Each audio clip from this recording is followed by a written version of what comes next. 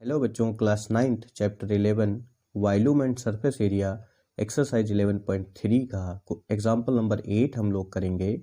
उससे पहले हम सब लोग कोन का वॉल्यूम क्या होता है उसका फार्मूला देखते हैं क्या है। तो कोन का जो वॉल्यूम होता है उसका फार्मूला होता है 1/3 pi R square H. H उस कोन की हाइट है और आर कोन की रेडियस है। पाई की वैल्यू आपको गिवन रहेगी या 22/7 या फिर 3.14। एग्जाम्पल नंबर 8 क्या है देखो। The height and the slant height of a cone are 21 centimetre एंड 28 centimetre respectively. Find the volume of the cone. आपको स्लैंट हाइट गिवन है, हाइट गिवन है, आपको कोन का वॉल्यूम निकालना है। कुछ देखा? कोन का वॉल्यूम होता है 1/3 pi R square H. Radius तो गिवन ही नहीं है और स्लैंट हाइट का हमें ज़रूरत नहीं है, वो गिवन है। इसका मतलब है कि स्लैंट हाइट की हेल्प से और हाइट की हेल्प से हम रेडियस कैलकुलेट करेंगे। तो गिवन है हमें क्या क्या गिवन है। स्लैंट हाइट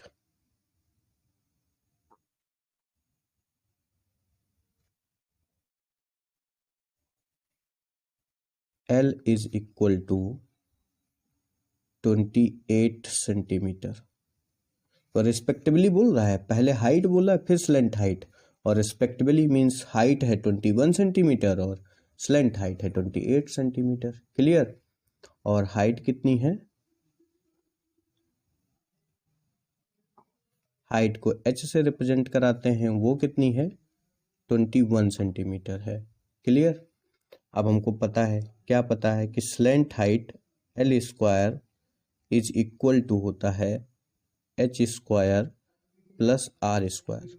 हाँ, तुम लोगों ने जो फार्मूला देखा है अभी तक, वो क्या देखा है कि L is equal to root में h square plus are square. तो अगर हम दोनों साइड्स का स्क्वायर कर दें तो L स्क्वायर हो जाएगा, और इसका स्क्वायर जब हम करेंगे तो रूट हट जाएगा। समझ रहे हो? यानी कि ये इस तरीके से इसका स्क्वायर करेंगे तो ये रूट हट जाएगा। ठीक है ना? तो h square plus are square आ जाएगा। वही हमने यहाँ पे लिखा, L square is equal to h square plus are square. हमें वैल्यू चाहिए r की। ठीक है, तो हम इसको लिख सकते हैं L स्क्वायर, h को इधर ले आए तो हो गया minus h square is equal to R square. Clear? This implies, अब ये वाला सिंबल हम यहाँ लगा सकते हैं। ठीक है, इसका खास यूज होता है, तो कहाँ होता है वो जान लो। जब हम एक ही बात को दूसरे तरीके से कह रहे हों तब हम दिस इम्प्लाइज या इट्स इम्प्लाइज का सिंबल लगा सकते हैं। अब हमने लगा लिया। यहाँ से अगर हम आर की वैल्यू निकालते हैं तो ये निकलेगा रूट में L square minus H square. Clear? अब हम वैल्यू रख देंगे। L स्क्वायर मीन्स 28 का स्क्वायर माइनस एच स्क्वायर मतलब 21 का स्क्वायर, और इन दोनों की जो यूनिट है उसका भी स्क्वायर, उसका भी स्क्वायर। तो अगर वो रूट के बाहर हम निकालें तो सेंटीमीटर स्क्वायर रूट के अंदर और सेंटीमीटर आएगा जब रूट के बाहर वैल्यू आएगी। अब हम इसमें 28 का स्क्वायर नहीं लिखेंगे, ना 21 का स्क्वायर लिखेंगे, हम ए स्क्वायर माइनस बी स्क्वायर की आइडेंटिटी लगाएंगे। तो ये आएगा 28 प्लस 21 एक ब्रैकेट में, दूसरे ब्रैकेट में आएगा 28 माइनस 21। ये इसलिए किया ताकि हमें एफर्ट्स कम डालने पड़े। इसी को तो स्मार्ट वर्क बोलते हैं, स्मार्ट कैलकुलेशन। तो 28 और 21 ऐड हुए तो 49 हो गया, और 28 से 21 गए तो 7 बचा। रूट लगा लिया सेंटीमीटर।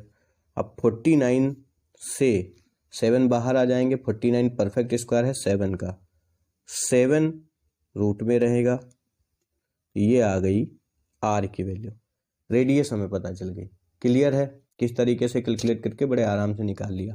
अब हमें निकालना है volume of the cone. Formula लगाएंगे और वॉल्यूम निकाल देंगे। Volume of the cone is equal to 1/3 pi r square h।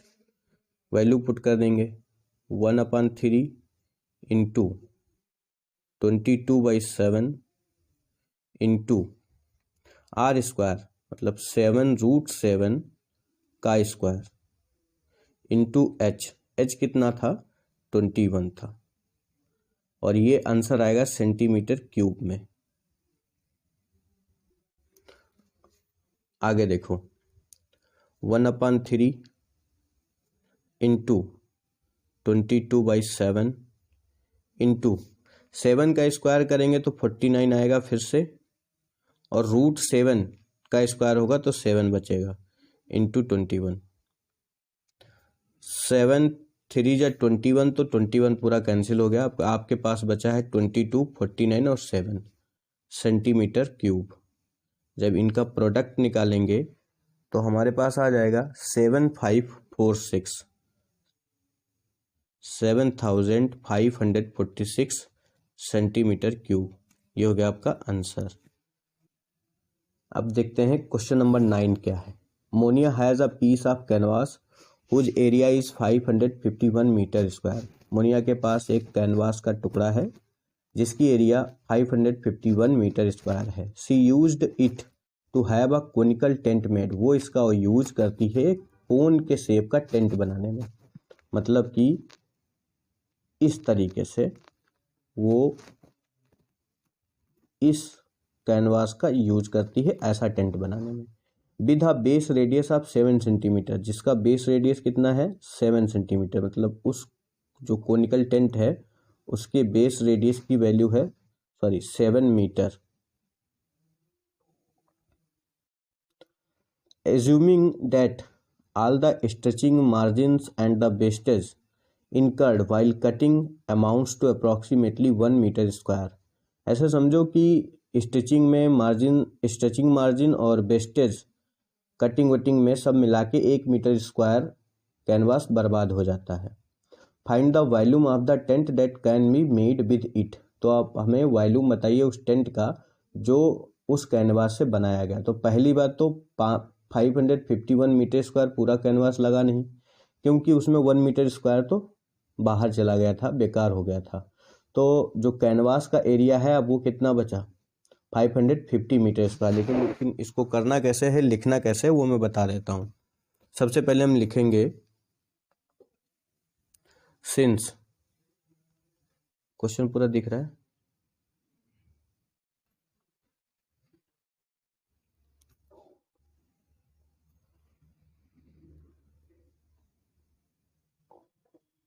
since the area of the canvas given है आपको कितनी 551 metre square. Clear.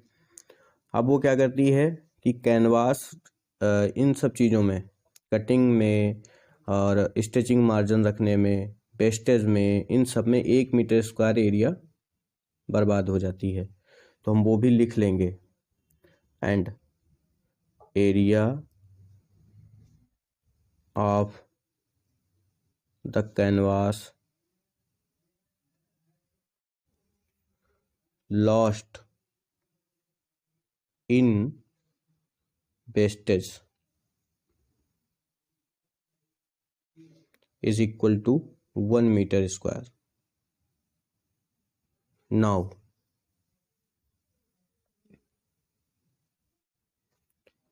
area of canvas available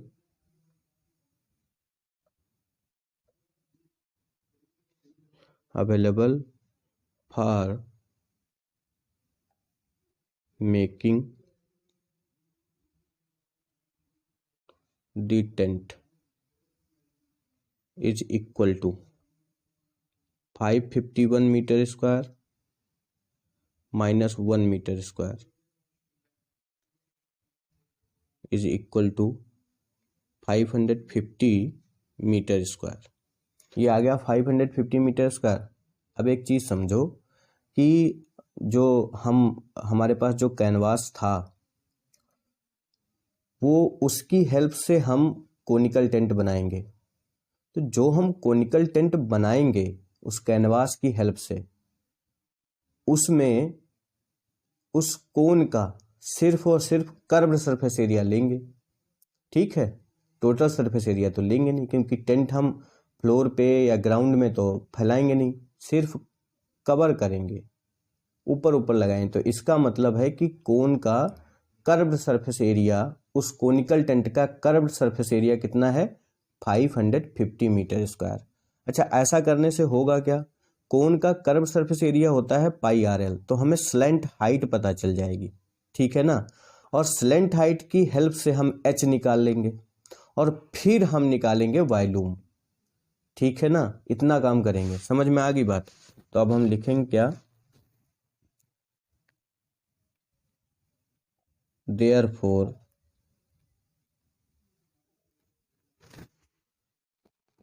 curved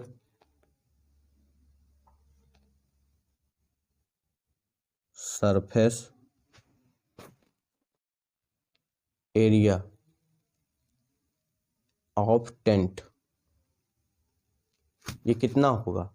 ये होगा 550 metre square.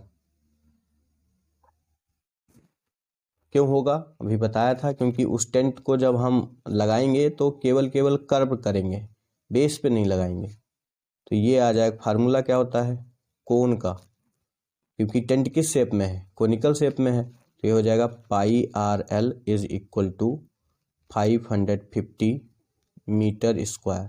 अब हमें पाई की वैल्यू पता होती है, आर की वैल्यू हमें गिवन है 7 मीटर। यहाँ से एल कैलकुलेट वैल्यू रखेंगे 22/7 इंटू आर की वैल्यू हमें गिवन है 7, और कितनी है? 7 मीटर है, ठीक है ना। 7 मीटर, चलिए लिख लेते हैं। क्यों लिखते हैं बता देंगे अभी। एल बराबर into L is equal to 550 metre square. अब देखो, इस मीटर से इसका स्क्वायर कैंसिल हो गया तो 1 मीटर बचा, बस इसलिए यूनिट रखी थी साथ में। 7 से 7 कैंसिल हो गया, ठीक है। तो ये आ गया 22 into L is equal to 550 metre. तो एल बराबर आ गया 550 अपान 22 मीटर। 22 इधर मल्टीप्लाई कर रहे थे, इधर जाएंगे तो डिवाइड करेंगे, कैंसिल करो। 2 11 जा 22 और 50 11 जा 550, 2 25 जा 50। तो एल की वैल्यू क्लियर निकल के आ गई 25 मीटर। स्लैंट हाइट हमें पता चल गई, लेकिन वॉल्यूम निकालने में इसका कोई यूज है नहीं। तो किस लिए निकाला? इसलिए निकाला कि हम जानते हैं L square is equal to होता है H square plus are square, ये वैल्यू होती है। यहाँ से हमें एच चाहिए, तो L square minus R square बराबर एच स्क्वायर। इट्स इम्प्लाइज, हाँ यहाँ लगा सकते हैं इट्स इम्प्लाइज का सिंबल। तो H square is equal to L square minus R square. Clear? तो एच की वैल्यू क्या हुई? रूट में L square minus R square. L की वैल्यू रखो 25 का स्क्वायर, और आर आपको 7 गिवन है तो 7 का स्क्वायर। इनका स्क्वायर ओपन मत करो भैया, इसमें फिर से आइडेंटिटी लगाओ ए स्क्वायर माइनस बी स्क्वायर की, मतलब ए प्लस बी, ए माइनस बी। कैलकुलेशन आसान हो जाती है और कोई बात नहीं है। 25 माइनस 7 भी आ गया, तो 25 में 7 ऐड करेंगे तो आ जाएगा 7 5 12 213 32 इंटू 25 से 7 जाएंगे तो 8 1 18 आ गया। अब इनका रूट क्या निकल सकता है? देखो 16 2 जा 32 होता है, तो 16 इंटू 2 लिख लिया, क्योंकि इसमें परफेक्ट स्क्वायर ये छिपा हुआ था। 18 को हम लिख सकते हैं 2 इंटू 9। तो अब इनसे बाहर निकाल लो जो जो परफेक्ट स्क्वायर लिखे हैं। 16 से 4 आ जाएंगे बाहर, 2 का पेयर बन रहा है तो एक 2 आ जाएगा और इसमें 3 आ जाएगा बाहर। ये आंसर आएगा मीटर में, क्यों आएगा? क्योंकि यूनिट मीटर ही चल रही, तो सारा सब कुछ मीटर में रहेगा। 4 2 जा 8, 8 3 जा 24 मीटर। एच की वैल्यू निकल आई 24 मीटर। अब हमें निकालना था वॉल्यूम, तो हम लिख देंगे और फाइनल क्वेश्चन सॉल्व कर देंगे। सो द वॉल्यूम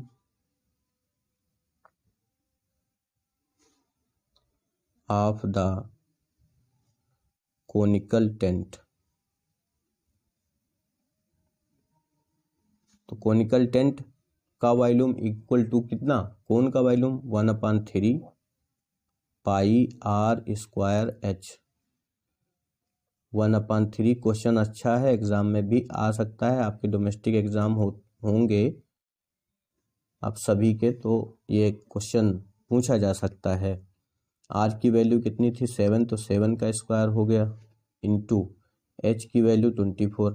यूनिट क्या निकलेगी? देखो मीटर स्क्वायर यहाँ बन गया, मीटर यहाँ बना, तो ओवरऑल यूनिट हो गई मीटर क्यूब। हमने पहले भी बता रखा है एरिया में हमेशा स्क्वायर यूनिट आएगी, और वॉल्यूम जब भी निकालेंगे, जिस किसी का भी निकालें, शेप कोई भी हो, यूनिट हमेशा क्यूब यूनिट आएगी। कैंसिल आउट करो भैया, 7 से एक 7 चला जाएगा। चलो एक बार खोल के लिख लेते हैं।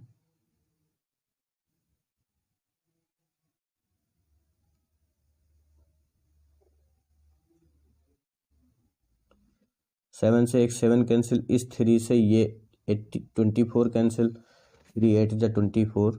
तो अब आपके पास बचा 22 इंटू 7 इंटू 8। हाँ, एक सिंगल डिजिट हमेशा बचा के रखेंगे, सिंगल डिजिट के आपस में मल्टीप्लाई नहीं करेंगे। 7 8 जा 56 हो जाएगा, फिर 22 56 की मल्टीप्लाई कॉम्प्लिकेटेड हो जाएगी। काम उतना ही करना है तो इधर से कर लो। 7 2 जा 14, 7 2 जा 14, 115 इंटू 8 मीटर स्क्वायर। अच्छा भी लगेगा। 8 4 जा 32, 3 कैरी, 8 5 जा 43, 43 4 कैरी, 8 1 जा 8, 4 12, 1232 मीटर क्यूब। ये हो गया आपका आंसर। ठीक है, मतलब कि वो जो कोनिकल टेंट उसने बनाया मोनिया ने, जिसके पास कैनवास था 551 मीटर स्क्वायर, 1 मीटर स्क्वायर उसका वेस्ट हो जा रहा था, तो जो एरिया बची थी वो बची थी 550 मीटर स्क्वायर। उस एरिया की मदद से हमने स्लैंट हाइट निकाली थी। ठीक है, इस एरिया की हेल्प से हमने स्लैंट हाइट निकाली, स्लैंट हाइट की हेल्प से हमने हाइट निकाली, और फिर हमने वॉल्यूम निकाला, क्योंकि वॉल्यूम में हमें चाहिए हाइट थी। हमें सिर्फ गिवन था रेडियस और उसका एरिया। तो एरिया में हमने कर्व सरफेस एरिया का फार्मूला लगाया था। क्यों लगाया था? क्योंकि जो टेंट बना था वो सिर्फ कवर करेगा, ना कि उसके फ्लोर पे या ग्राउंड पे या किसी प्लेन पे लगाया जाएगा, सिर्फ और सिर्फ कर्व्ड होगा। इसलिए हमने कर्व सरफेस एरिया लगाई थी, और कर्व सरफेस एरिया ही लगेगी बेटा। Okay, thanks for watching. देखते रहिए, चैनल को सब्सक्राइब जरूर करिए, और अपने दोस्तों के साथ में साझा पक्का से करिए, पक्का से। और वीडियो को पूरा देखने के लिए बहुत बहुत धन्यवाद।